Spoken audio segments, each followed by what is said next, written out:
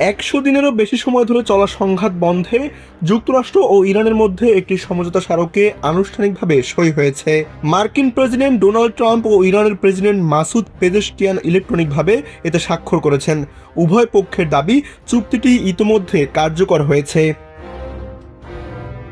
সংবাদ মাধ্যম আল জাজিরার প্রতিবেদনে বলা হয়েছে, এই সমঝোতার আওতায় সব ধরনের সামরিক তৎপরতা বন্ধ রাখা, হরমুজ প্রণালী পুনরায় খুলে দেওয়া এবং ইরানের পারমাণবিক কর্মসূচি নিয়ে নতুন করে আলোচনার পথ তৈরি হয়েছে।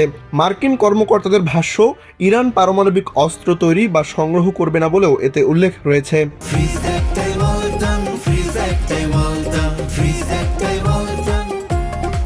ইরানের পররাষ্ট্র মন্ত্রণালয়ের মুখপাত্র ইসমাইল বাঘাই জানিয়েছেন, সমঝোতা স্মারকটি দুই দেশের প্রেসিডেন্টের ইলেকট্রনিক স্বাক্ষরের মাধ্যমে চূড়ান্ত হয়েছে এবং এখন এর বাস্তবায়ন পর্যবেক্ষণের সময়।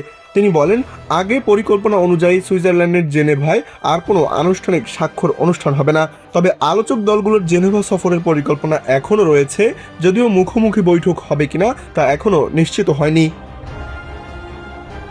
এদিকে হোয়াইট হাউস আনুষ্ঠানিক বিবৃতি না দিলেও আল জাজিরার প্রতিনিধি মাইক হান্না জানিয়েছেন, হোয়াইট হাউসের এক মুখপাত্র চুক্তি স্বাক্ষরের বিষয়টি নিশ্চিত করেছেন। তবে তিনি মনে করেন, এই সমঝোতা যুক্তরাষ্ট্রের অভ্যন্তরে রাজনৈতিক বিতর্কের জন্ম দিতে পারে, কারণ ট্রাম্পের উপর ইরানের বিরুদ্ধে কঠোর অবস্থান নেওয়ার জন্য কট্টরপন্থী মহলের চাপ ছিল।